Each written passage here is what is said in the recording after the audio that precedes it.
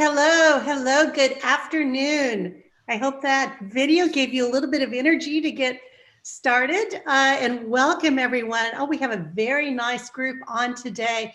My name is Trish Costello. I'm the founder and CEO of Portfolia. And it's just such a pleasure to have you all with us. We have a great panel today. And we're just really excited to be talking with you about how women are using venture investing to really kind of shift and change and create the world they want.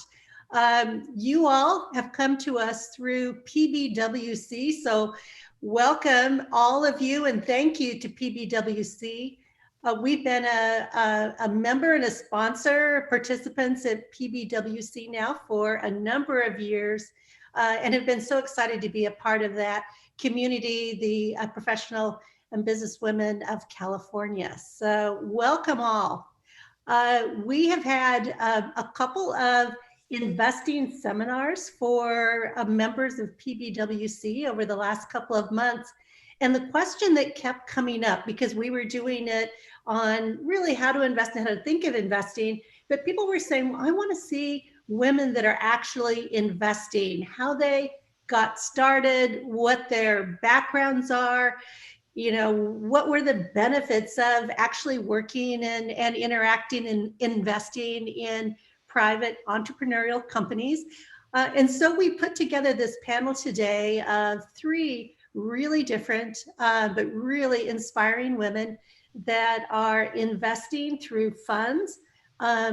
Many of them are investing themselves as well, and also involved with incubators and accelerators. So really looking at how they become involved. One of them invests through her family office, runs a family office. So it's a lot of different looks and views of investing in different stories that have actually taken them on this path to investing. So we'll jump in there, but first I'm going to tell you a little bit about the landscape of investing, and especially looking at it from a woman's view. So venture capital and investing in entrepreneurial companies really has been going on for about 70 years now. It really started happening after World War II, when there was a lot of new technology coming in. But it's always been, for most of those years, the purview of men. And it's really only in the last 10 to 15 years that women have began investing. And just in the last 5 years or so that we've really seen individual women start to move into investing in entrepreneurial companies.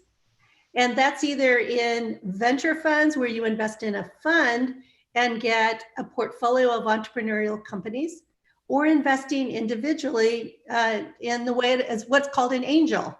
Now, as I'll jump in a little bit more, but I'm going to ask Elizabeth first. Elizabeth, if you'll pull up that survey, we want to get an idea of how many of you have ever invested in an entrepreneurial company as an individual, so invested directly in an entrepreneurial company, or if you've invested through an angel group, so individuals investing your own money, but within a group, or if you've ever invested in a venture capital fund or never invested at all. And whatever your experience level, you're going to benefit from this next hour. So go ahead and fill that poll out. I'm seeing it from my side. Great. We're going to share it with all of you.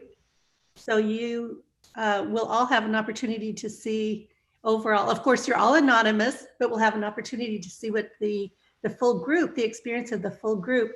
You know, many people, as you're filling this out, many people think of investing in entrepreneurial companies as Shark Tank. And so many of us have seen Shark Tank, and it's really exciting to put your money behind these great entrepreneurs and great ideas, which is why Shark Tank, a little more dramatic than what actually happens in real life, but why that's become, you know, such a culture moment to watch it. All right, Elizabeth, I think we have a good, looks like we have about 85% up. People are still filling it out. I'll give it just another moment. And so what we do and what so many of us is, it has a feeling of Shark Tank, but it's really less dramatic, a little smarter. You see some really interesting companies. And one of the most exciting things is being a part of those companies. But let me give you just a quick stat before we pull up these numbers. Now we're about 90% voted. 30% of affluent men in the US have invested in an entrepreneurial company or companies. So right around a third. Less than 1/2 of 1% of women have invested in entrepreneurial companies. And so here it is, the poll's being shared now. So this will give you this will give you kind of a view of what we have here. It looks like 22% of you have invested directly in a company. Okay, remember, 1/2 of 1% of women have invested in an entrepreneurial company across the US. And this is affluent women that can invest. So 22% of you have invested in an entrepreneurial company. 6% have invested within an angel group or a part of an angel group. 15% of you have invested in a venture fund. This is a really high number. Well, California, and certainly Northern California, kind of our business is venture capital. And it looks like 69% of you, should have my glasses on, 69% of you have never invested. Well, welcome. We're glad that you're here. And I'm also thrilled to see that 31% of you have had some experience. So I encourage you, as we go, put your thoughts and questions and comments into chat as we go, and we're going to be calling on those and looking at those, and then we'll leave plenty of time for Q&A at the end. So that's really wonderful. I'm glad to see these kind of numbers. And let me just say one more thing about how important it is before I introduce or ask the panelists to introduce themselves.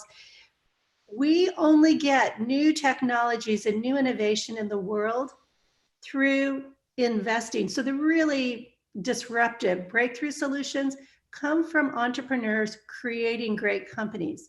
So if we're not represented, and right now 93% of venture investors are men, if we're not represented, those kinds of companies in women's health and active aging and others don't get the money they need to bring their products to markets. And our lives are less healthy, less happy when we don't have the solutions that we need in the world in the innovative way. So I'm going to put down this poll now. So we'll quit sharing those results, and thank you for filling that out. And I'm going to turn it over to this wonderful panel that we have to introduce themselves. So tell us a little bit about yourselves and your journey and how you're interacting in the venture world as a kind of a beginning. And Daphne, let's start with you. Sure. Thanks, Trish. I'm Daphne Dickson, and I work with our family office. The first half of my professional career, was in public relations, though, working primarily with consumer companies, consumer brands, and then moving into technology, but always with a consumer bent or focus. This is in the 90s and the early 2000s. And then I switched tracks, and I joined my family's small investment firm, primarily in the operational role, kind of quarterbacking administration and legal and compliance and HR and small business management. And then about 6 years ago, I decided that sort of for my professional growth and a really interesting aspect of the business would be more on the asset allocation and due diligence. And so I became more meaningfully involved in that side. At the same time, the family office was starting to look at privates as an allocation, as an asset class, including venture, primarily funds, but some direct investing as well. And then I was personally interested in taking a deeper dive into seed and early venture investing as a complement to my family office work. Primarily to see a type and a volume of companies and entrepreneurs that I knew our family office really sort of wouldn't have the capacity to source due diligence and kind of step into. And then as a longtime advocate of women's health and reproductive rights, I wanted to sort of leverage my move into growing education and investing to address women's equality in new ways. That's fabulous. Thank you. Thank you, Daphne. Tina, tell us about kind of your journey to investing. Absolutely. So I've been in business development and technology for all of my career. And at the start of my career, I was at 6 startups. So that time there was a lot of movement because it was hot and then it was not. So you get like laid off in a second as well. And with the 6 startups I was at, 3 of them were successfully acquired. So I thought to myself, 50% hit rate isn't bad. Like I think that's actually very good. So it made me interested in identifying how I can invest further without having to necessarily go work for the company, right? And so that was kind of where I got my start in terms of being interested in startups and being really active and having chosen companies that had a good runway and were in a really hot industry. Those things gave me sort of extra I think confidence in terms of being able to feel like, well, I've been kind of invested personally with my own time and resources. And I feel like this is an area where I have a lot of experience in terms of seeing what a company looks like when it's unsuccessful and what it looks like when it is successful. Most recently, I was at Oculus, where I also was part of the team that invested in AR VR companies. So what was really, I found powerful about that was I got to choose the type of people and the type of companies that would be making AR VR content in the future. And I was able to influence what type of content they did create. So that was kind of having a seat at the table and being able to decide who gets what and being able to influence the content that they make. Are they going to make games? Are they going to make apps that are educational? Are they going to highlight women? And you know, so it was nice to be able to have a seat at the table and influence those types of decisions. And then I was really excited to do more investing. So that's when I joined up with Portfolia 2 years ago and joined the Femtech Fund. And for me, it just felt like a very natural way to move forward in my progression with investing. And I really wanted to learn more about investing in a breadth of different companies, not just tech, not just apps and video games. So for me, that was a really great place to learn from Trish and other incredible partners who came in and would tell us about how they look at different industries. So that's been my career, is all tech, business development, and mainly startups until more recently where I was at Facebook. Today I'm at Microsoft doing business development. Right. So we have a PR background and we have a deep tech background. Maggie, tell us about your background and your path to investing. Yeah, well, certainly. Well, first, I just want to echo Trish's enthusiasm, Tina's, and Daphne's. I'm just thrilled to be here with everyone today. I think this is such an exciting and relevant topic, and really looking forward to having many of you become part of this great community. My background also is very much very deep and wide in tech, a different angle than Tina, where I started out with big brands, you know, graduated in economics and international studies a couple decades ago. And at the time, IBM was like the cream of the crop.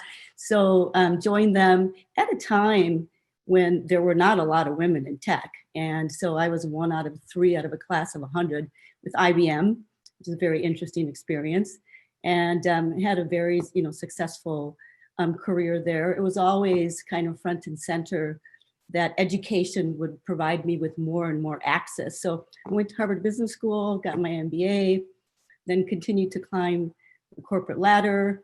And throughout, I always have been an advocate for women and a champion for women, because women in general are not the first to raise their hand to take risk or to take on bigger challenges. And so it's always been something, whether appointed or not appointed, I've always been focused on ensuring that women have a seat at the table and are really considered for you know, greater responsibility. Notably, during the last 10 years, I was with Microsoft, including multiple roles, but my last one culminated in running Western Europe. So I had a territory of 12 countries, sales and marketing, thousands of people. Really drove the first wave of Microsoft's digital transformation. Word got out, and then I was recruited by Vodafone, and I drove their first wave of digital transformation. I was in London then at the time, and the 2012 Olympics was in London. They were looking for someone to help do skills transfer and build the Rio 2016 games platform from a commercial standpoint and from a marketing standpoint. So I took 18 months to do that, which was an incredible experience. During that time, identified a need in the market. So when I went back to London, decided, okay, I'm ready to make the jump and become an entrepreneur and parlay all of this big corporate experience into, doing it from scratch. So built a business from concept to successful exit, and lots of ups and downs. It was just an incredible experience. At the moment, I am an entrepreneur in residence with the Arizona Economic Authority, a very active social investor, active in other funds, coaching startups. And I'm really, really excited to have recently joined Portfolia for 2 of their funds. And I really am very appreciative and complimentary of what Trish is trying to do in building this community. And hopefully throughout this conversation, some of that differentiation will really come through, because it's not just about the investment, it's really about a movement, and it's really about the community. So that's me in a nutshell. All right, thank you, Maggie. And it really is the community and a movement for us to put our money together and back these companies we want. All 3 of you have mentioned being at the table, having a seat at the table, being in the room where it happens, as we sing now.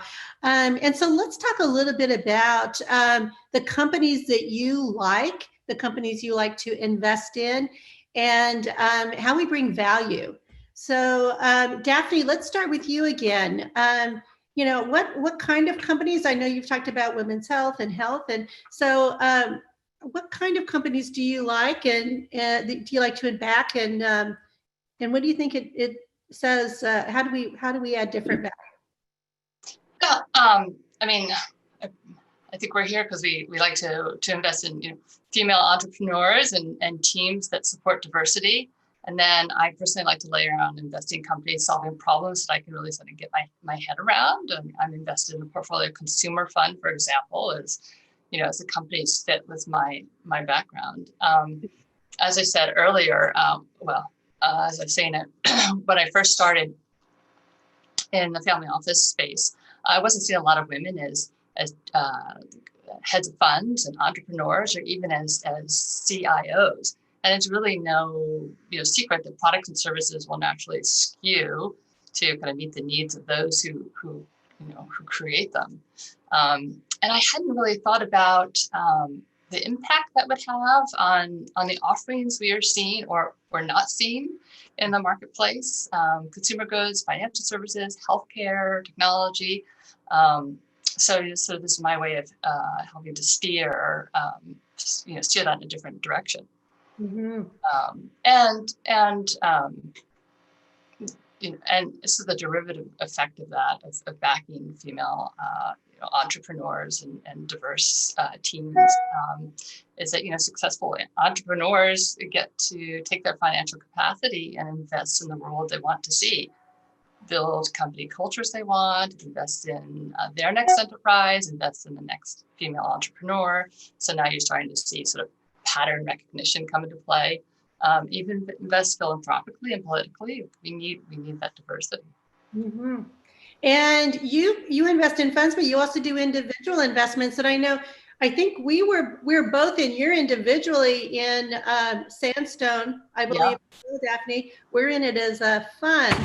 So a lot of people will do just like we do, sometimes in the public markets, right? Where we invest, through funds for a lot of our investing, but we also will have certain stocks that we pick, in areas that we follow. So, I know you do that same type of thing where you also will invest directly in some of these companies. Yeah, that's right.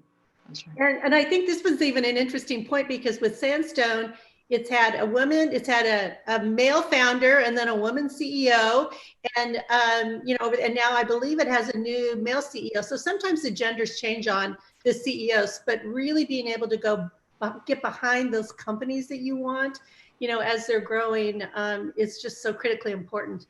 I'll just point out too, as you've mentioned, only, it's a very small percentage of money that goes to women CEOs, venture capital money. Yeah. Yeah, and I think we were also both in CL as well, CL Medical. Yeah. Oh, that's a great. That was, terrific outcome, and I think a perfect sort of illustration of what we talk about in terms of kind of the alpha that you know. Will you tell them a little bit more about that, because that's most people probably will not know about CL.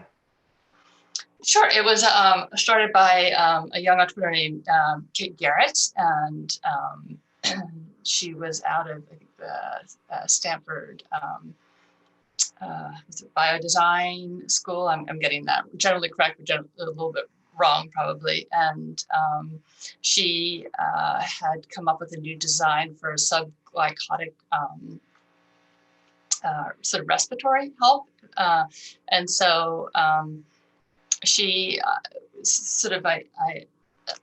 she's just, founded the company, brought the design to market, was able to commercialize it, built a team around her. But ever since the get-go of the company, she had a really clear vision to kind of her exit and how she was going to, monetize this for her investors. And it was a very practical approach. And we were investors for about 2 years, and she sold it. And now she's gone off to join a small venture fund, and part of the ecosystem of female entrepreneurs. Yes. There's been a number of exits too in the women's health space, so that's been really positive as well. Tina, tell us a little bit about kind of the value that you bring when you invest in the kind of companies that I know you were talking about, even within your work, being able to select AV companies and virtual reality companies and be able to put money behind those. It is so important when you look at virtual reality and AR and AI and data to have women at the table. So we're making these decisions as well. Tell us about that experience, further about that experience. Absolutely. I think it's like you say, it's really important. If AI is only getting perspectives of men, then the artificial intelligence isn't very intelligent, or it's skewing completely for one population, and that's not going to be helpful for the other folks in the population. So that's incredibly important. And whether maybe it might not be the CEO, but if it's somebody that's on the C-suite that we know is going to kind of keep an eye on that, then I think that's also very important. When I look at companies that I want to spend more time with, what I've done is I've joined an accelerator as an advisor. Skydeck is the accelerator out of UC Berkeley. And it's a great way to meet lots of companies in different areas, very early stage, and be able to help them with my expertise. So I generally am able to help with business development, growth, marketing as well, just at a very high level, like strategic partnerships. How do you grow with a partnership? Because you don't have the money to necessarily spend on buying users, right? Because a lot of the game these days is, how do I get users to use my product? So I help a lot of companies in that way. And as they tell me about what they're doing, it's a great way for me to think about how might they have a strategic advantage over other people, and support them in sort of identifying ways that they can do that.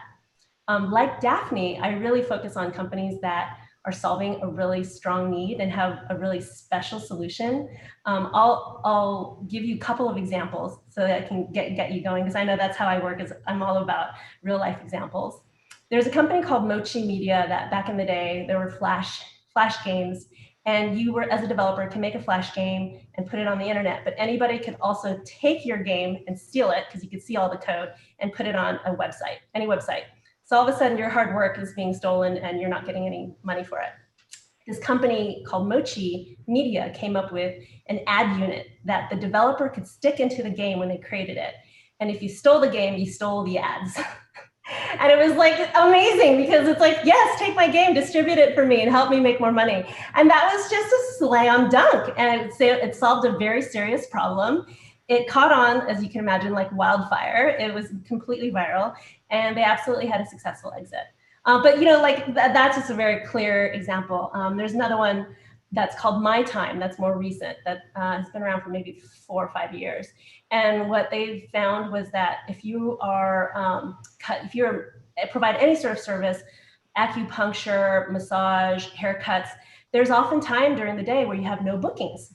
and you're just sitting there with that wasted time. So they came up with a way to help people, provide people with a calendaring system, these companies with a calendaring system, and they would offer discounts so that that time wasn't wasted. And you could go in and be able to, as the owner, type in what discount you would offer people, and you'd be able to book up. And then they partnered with Yelp, they partnered with Google, like they partnered with Google Maps. So if you looked for a place, if you look for a hair salon, you could see all the different ones and schedule a time. So it was a perfect marketplace, wonderful marketplace where you have the services that sign on that have availability, and then folks that are looking for a deal and have time during the day or can get away during the day. And so it just helped everything. So just being able to find kind of these solutions that I can really understand and get behind, and I can see a need for. Obviously, with like the pandemic, my time is probably struggling right now because people are not necessarily like booking things as much as they used to. But if the infrastructure is there, then whether or not there are a lot of users right now is maybe not important. They've already put in the investment, and they'll be able to, when things open up, folks can get back on their feet and continue to provide discounts in times where they can't book. So those are just kind of two examples. So B2B as well as B2C is both really interesting to me, although B2B, also, I think with B2B, you can also think about who's the end user of that product at the end of the day, and how does it work, right? So, so even though my time is kind of a B2B play, you can see how it can help the consumer at the end of the day. And I'd say working with accelerators has been really mind-opening in terms of getting in there early and understanding all the different areas of opportunity, and being able to help people with like office hours where I'm there for an hour, and if you have a problem, come to me. And it's just kind of a fun way to stay sharp and identify new opportunities and build the network. So if you could just for a minute, just describe what an accelerator does. That question has come up. Oh, sure. Dolores, thank you, Dolores, because and I'm thinking even on B2B, business to business, and business to consumer, direct to consumers. So, and that's one of the great things about bringing new people in, is a lot of these terms are new to them. So tell us a little bit about accelerators. Sure. So they're the accelerators I think most people are familiar with might be like a Y Combinator, where you apply with an idea and you give the background of your team, and perhaps where your team has worked before, what your team has built before. And then what the accelerator does is it's kind of like applying to like a Harvard Business School, if you will, right, Maggie? Where they'll look at you and they'll make their investment. They'll say, I select you because I believe that you might have a winning idea and a winning team. And they'll bring you in for what they call a cohort. So you will join them for maybe 6 months or a year. And it might also come with a check. A lot of these accelerators, Skydeck gives you $100,000 in funding if they select you, and they give you access to one another, which is so helpful. As you're in a room with maybe 10 or 20 other folks, and you're all going through the same challenges of trying to win customers, of trying to build your strategy, of planning and development. So that is really helpful as the cohort around you, but also they give you expertise in terms of advisors. So folks like me who have been at 6 startups and have ideas about who you should partner with and how do you grow and scale with limited resources. And so it's basically kind of like a class, if you will, like a super class that you have to get invited to apply for. And then you have the alumni afterwards as well. So it doesn't end after your year. You can continue to come back and you can help the newest class as well as an advisor if you like. So it's a way to find, I think for the companies that are accelerators that are being run, they want to not only help companies grow, but they also want to find the gems and help them have a better chance of success. And a number of you are asking about accelerators and about starting your own companies. And there are a number out here that we've worked with. Tina's mentioned a few. And if you'd like to have more information about accelerators, or if you're coming at it from an entrepreneurship side, or want to work with accelerators, love to have, you can pop your name in there and we can provide you more information. Put your email in so we can send it to you. And Maggie, I know you've worked with accelerators as well, right? Yeah, no, I have, and I think they're a phenomenal vehicle for a startup to really just turbocharge and define product market fit and work with experts in all these different functional areas that are all together collaborating. I'm currently with a venture ready accelerator Here in Arizona, we have a partnership with the 500 Accelerator, which is a premier accelerator that started in the Bay Area. And, similar to what Tina described, there's a cohort, there's a contest. For us, it's $150,000. And so I'm actually an entrepreneur in residence. So then I'm teamed up with a couple of people and I help them unlock the funding after they meet certain hurdles. Product market fit is good, the financials are good, the tech is good, the marketing is good, the sales strategy is good, all those different elements. And actually, I think this is a good opportunity for me to just pause and highlight that everyone on this call today is qualified to be an investor, right? What did I just say? I talked about the accelerator and what it does, all these different functional areas. All of you on the call today are either an expert in finance, an expert in marketing, an expert in HR, an expert in legal, an expert in a range of different fields. And that experience that you have makes you qualified to be an investor. I know a lot of times, women are more reluctant, and understandably, when you look at the numbers, right? Only 7% of women are VCs. I mean, only 2 to 5%, depending on which study you believe, of startups are led by women because of access to capital. So, I had an epiphany the other day. I was actually talking to this group as we were preparing, thinking, well, no wonder women are more reluctant. I mean, they're not out there in front. So this is a great opportunity. An accelerator is a great opportunity. In terms of investment, what I like about Portfolia is that it's a fund, so it de-risks your investment, where you're not just putting in one company, but you're looking at a fund. The fund has different stages of investments, from seed to A to B to C. And it's led by someone that's an experienced investor in the industry. And there's education as a part of this as well, because it's a community, it's a movement, and there is a lot to learn. But everyone on this call today is qualified, and whether it's to pursue an accelerator or to become part of this community, there's so much out there, and it's really about connecting the dots. Mm-hmm. I just want to add to that, Maggie, I couldn't agree more. And I think you just really have to look at your whole portfolio of experience and your professional experience, of course, but also your position as a consumer and maybe a mom and COO of the health and wellness in your family, from elder care to self-care to pediatric care. All those become very relevant experiences that you can bring into your investment thinking, investment decision. And Portfolia is certainly, what I love about Portfolia is that it allows you to participate and bring your particular area of expertise and thought into the due diligence process if you want to participate in that way. Yeah. I agree. I love that about Portfolios, being a part of the due diligence process and being able to sit in on calls where the entrepreneur is there and they're getting grilled about their business. Like, what a great way to learn about how to invest. And I'm seeing questions pop up about, where do I get started? Like, Portfolio is an amazing place to get started, even though I have been doing this for a little while now, right? I learned so much going into the Portfolio calls, and frankly, you get as much as you put into it. So I remember there were calls maybe every other week, and I was showing up very early in the early stages all the time, and I was learning a ton. So I would say, Portfolio is a really great place to get a start, and it allows you to minimize your risk because there's a much smaller upfront investment to make that goes across, like you were saying, Maggie, across a lot of different companies. So you kind of de-risk yourself in that way. So yeah, I think Portfolio is a great way. I'm sure Trish can tell folks on the call a little bit more about that.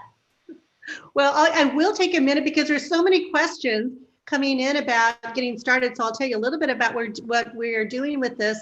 And then we're just going to move right to your questions. And then, because you've been so active in this. So Portfolio does do funds. We're on our 10th fund, and you can invest for as little as $10,000. And that $10,000 goes across 10 companies. And so that's what you really need. You need diversification across companies. And if you invest individually, which you can do, but usually the minimum is about $25,000. sometimes really early stage through an accelerator. When you meet people, you can do 5,000, but usually it's a minimum of 25,000 or more.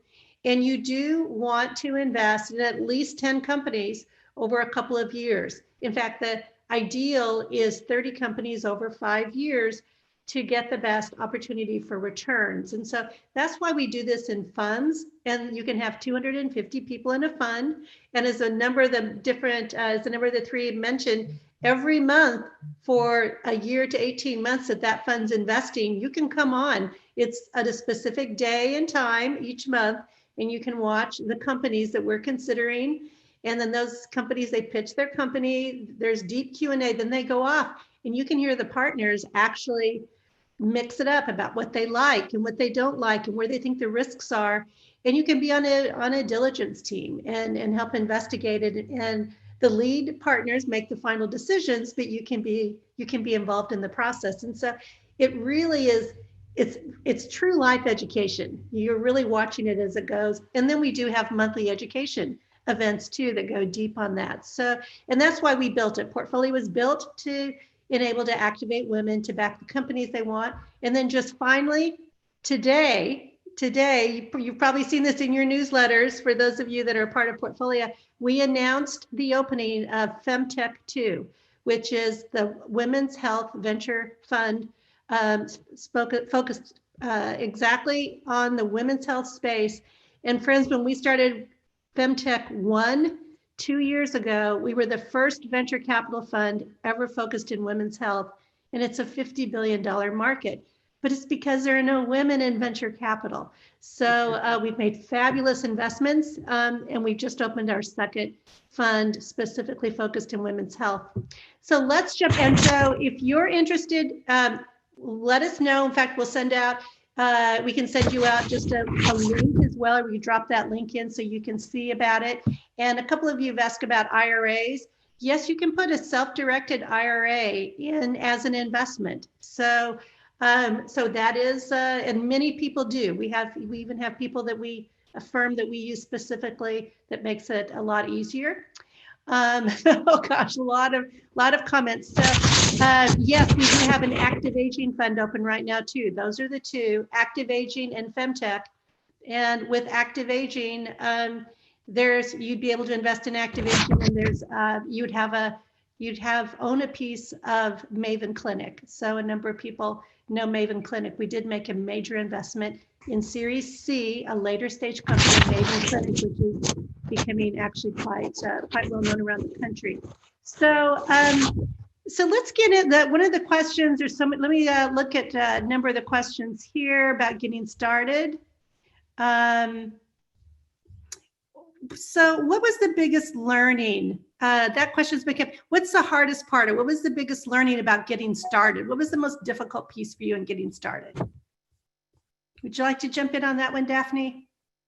Yeah, I think that we sort of fairly consistently undervalue our contributions, but I think the hardest part about kind of stepping into sort of an investment role was kind of thinking that because I didn't have financial analytical training and background, that I really wouldn't be able to make a contribution.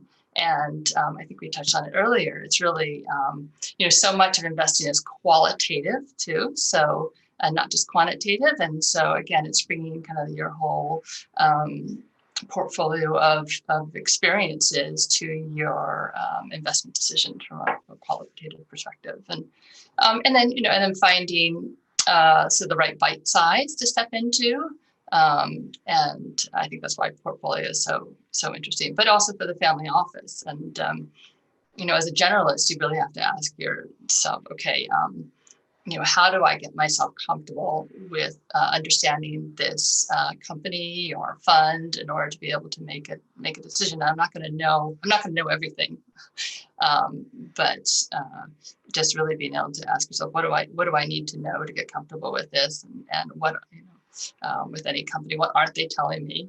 Who do I have to ask to get really comfortable with the sector? What are great questions? And so I think that was it. Not discounting what I can bring to the table in the process. That's so important, Daphne, because we do that. We think we don't know enough. We think that there's a secret playbook that we have to read before we can do this. And we know markets, we know how to evaluate teams. We understand competitive landscapes, right? So much of what we do is critically important. It's just not the part that's talked about. And the truth, another truth piece, the majority of male venture capitalists are not deep technologists either. Absolutely. Absolutely. Yeah. Yeah, absolutely. And I would say I would, do a +2 on what Trish and Daphne just said in terms of, having the confidence, right? And having the skills and how transferable your skills are.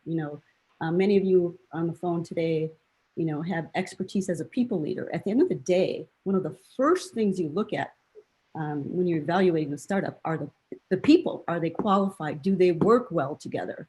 And obviously many of you build teams. There's domain expertise that you can bring on sales, on partnerships. Many of you are critical thinkers. That's what evaluating a startup is all about. It's intellectual curiosity. It's a balanced perspective, of what it's going to take. It's inspiration. A lot of the skills that you apply in your day-to-day life are transferable to what it takes to be successful as a venture capitalist. And so a lot of it is just, becoming more comfortable with what you're not comfortable with, right? Change is always very hard. But everyday people, like us who are professionals in the workforce, need to get involved because it's the only way that we're going to really achieve significant change. And, based on the quote that Trish shared, 30% of affluent men get involved. That's likely because many of them have done startups because of the numbers that we talked about earlier. But we have the power to change this by being the change that we want to see. And what I, again, love about Portfolia is the accessibility. Most funds, you cannot, that $10,000 threshold is just, a very accessible threshold. And it's not only the investment, but it's everything else that comes with it. So I am, obviously you can tell, very enthusiastic, and it's really about the community. And there's power in numbers, and we need to channel our presence in participation. And I think that by doing that, we're going to be able to improve those numbers for whether you have daughters or nieces or nephews or the future generation. And so we have the power to change that. So speaking of daughters, Heather asks, and I love this question because I've done the same thing, Heather. She said, I'd be interested in participating with my high school daughter alongside. Have you ever had anyone do this? And if so, how did it work? And actually we have, and it's a big part of what we do. And it came up from the members. It was not something we originally put together, but we now have, it's probably close to 50 now, where it's a mother, daughter, mother, sons, granddads, daughters, granddaughters, combinations, because it's a really fabulous way to enable your children to start understanding both your values around money and how to evaluate and add value and make investment decisions. And why it's so nice is often our children have knowledge and expertise in certain kinds of companies or technologies that we don't have. And so they come with strengths and value. And so anyone who invests can designate another person, and oftentimes it's their children, sometimes it's a sibling, but they can designate someone to also receive all the emails and go to the trainings and go to the pitches and watch them pitch, and they can participate as if they're the prime investor. So yes, you can do that, and it's really exciting. Before COVID, when we would get together live, all of those designees would come in, and so it's just really does your heart good to see these young people or younger generations coming in to back these companies as well. And just a quick question I see here about stages. I think one of you mentioned this, that we do stage, we'll do seed to series C. So those really early ones, not pre-seed usually, because we do want to be able to see a product. We do pre-revenue, occasionally in the healthcare space, especially. But so how about you, you all, when you're looking at this, Tina, have you done seed as, do you primarily do seed stage? It's harder to get into those late stage companies, which is one of the values that Portfolia brings, because we can get into some of those later, less risky. For me, it's been mainly seed. And also you build the network, right? I think Portfolia has been a great network for me. Being a part of accelerators like Skydeck has been great for me. There is an accelerator that is called Fast Forward. That's very good. They're the Y Combinator of nonprofit tech. So if you're trying to solve a problem in the world and you're running a nonprofit, it could be around education, it could be around healthcare, et cetera. There was one company I met called Upsolve, and they were solving how you file for bankruptcy, because apparently it's so expensive to file for bankruptcy. It's like $5,000. And so what they've done is they've digitized it, made it a lot easier, and cut the cost incredibly, I think like 80%, because the last thing you need to do to file is to pay. So like, and that is a good you're doing for the world, and there's a huge need there. So it's been for me very exciting to be involved in accelerators where I can absolutely have access to seed stage companies. So another question, it's a Portfolio question asking about the performance of our funds. So our first two funds, our very first fund is still less than 5 years old. We closed it in December of 2015. That fund now has returned 25% of capital net of fees. The second fund was a 2017 fund. It's returned 25% of capital net of fees. That puts us in the top quartile of all venture funds of their years. And so that's how you measure, is by measuring with, against the other venture funds of those years. And then our other funds are actually too young to really have any exits yet. So how a venture fund makes money is we invest, and it's very transparent. You can watch them all. We'll take that money in that fund. So Femtech, which is open now, or Active Aging, we'll make 10 investments from that fund. And then as those companies are acquired, or when it could go public, then we take that money, and you get your money back in the company, and then you get 80% of the profits, and Portfolio keeps 20% of the profits. So, and that's how you get your money back out of a venture fund. That's a little different than what we do, what you would see. And once your money is in, your money is in. You can't get it out until those companies are sold. So, and usually you don't know who those companies are going to be in Active Aging, because it's already had what we call a first close. So the first group of investors are in, and we have room for more investors. But that company, that fund, has already invested in 3 companies. One of them, Maven Clinic, which we've been talking about. And that's a very fast growing company led by a woman, Kate Ryder, telehealth for women. And the company's worth about $250 million right now. So it's really unusual for a small fund to get into those fast growing, still private companies, but we have great networks to do that. I'll just tell you quickly, Wealth is a behavioral economic group that is changing how we reward and incent people to manage their chronic illnesses. And then the final one is called Siren, and that is it's a smart fabric right now being used to help with diabetics, so that you don't have infections and hot spots on your feet or have your foot amputated. So it immediately knows when there's any kind of rubbing or heat. So those are the 3 companies we're in Active Aging. You can go on our site and see the companies we've done in Femtech, but that's that opportunity. You go across all of those. So that's how that works. And we can answer any of your detailed questions. Let me look here. Time threshold for returns. These are 5 to 7 year funds, and it takes every bit of 5 to 7 years to get the money to work. and then to be able to get the returns.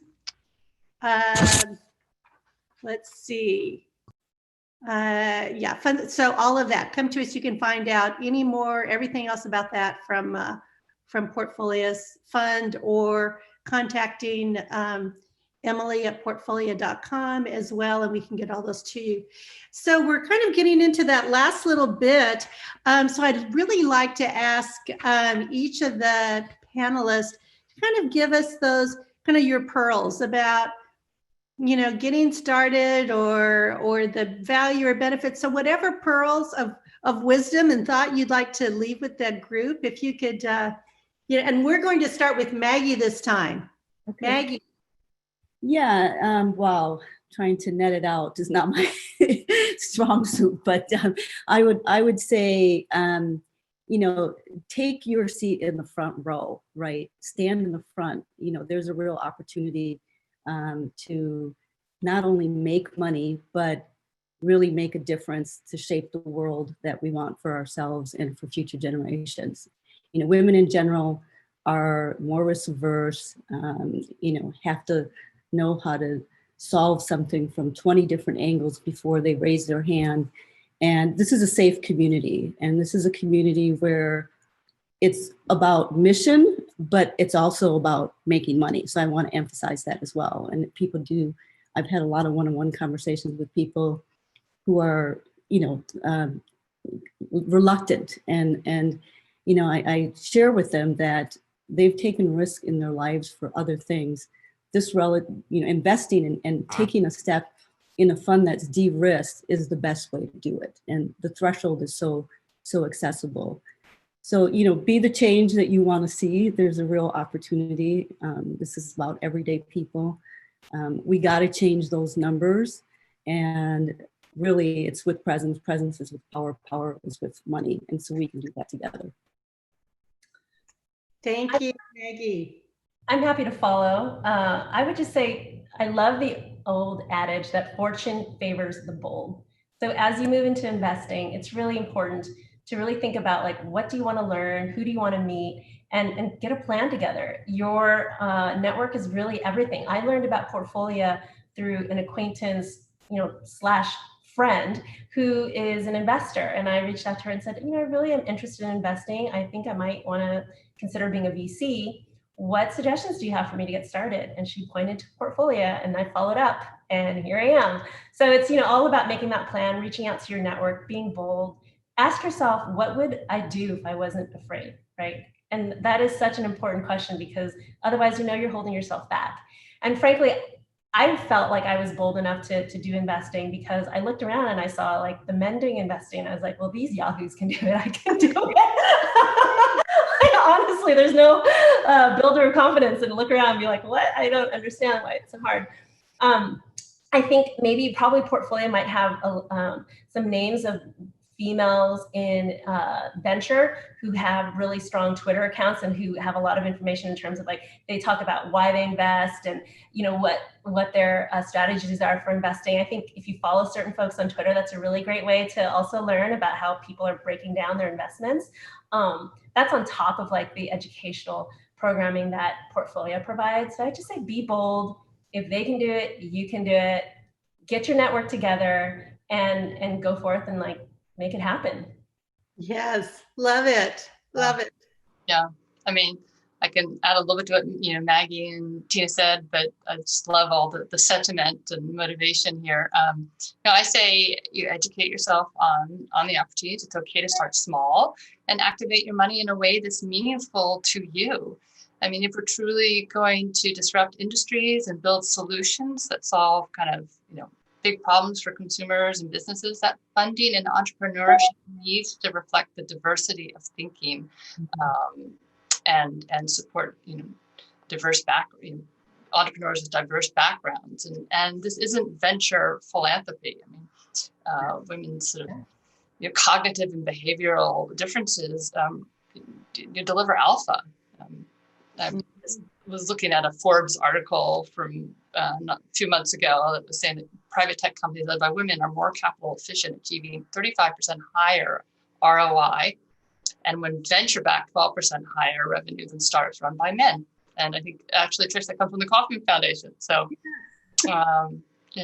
this is, it's a great, and Portfolio offers this wonderful opportunity just to step in a meaningful way, but in a way that's accessible. Well, thank you. Thank you to the panelists. I know if we were live right now, we would have rounds and rounds of applause. And we can't see all of our presenters or all of our audience here, but with all of the great questions and energy coming from the group, I know they really appreciate all the wisdom and thoughts that you've shared. Truly, this is the only trend line. We own now the majority of wealth. We women in the U.S. own the majority of wealth in the U.S. And if we put just a small amount of it behind the companies we want in the world, and looking at women's health, which will enhance and enrich our lives and our mothers' lives and our children, our daughters' lives and our children, overall, we really can make a difference. And we can invest smart and we can add value to these companies. And this is how we shift the world. Thank you, Daphne. Thank you, Tina. Thank you, Maggie, for being here and being so generous with your time as well. And for being just kick-ass investors, each of you. It's just really a powerful opportunity for us all together. And thank you all for being with us. As they said, don't let fear hold you back. Move forward in however you decide to support the new innovation that's coming out in the world. All right, now. Well, Trish, I just want to make sure that we thank you as well and your team that makes it happen behind the scenes. So Emily, Elizabeth, etc. I don't want to name them all in case I miss someone, but we know that this is takes a lot to put this on. So, great job, very professional, and just, big round of applause. All right. It takes a village, it takes a team to pull it all off. So thank you. And thank you to the 55 entrepreneurs that we're backing now with our funds and how they're shifting and changing the world. All right. And so many nice kudos. Thank you in that chat box I'm seeing. So thank you all. Thank you. Bye. Bye.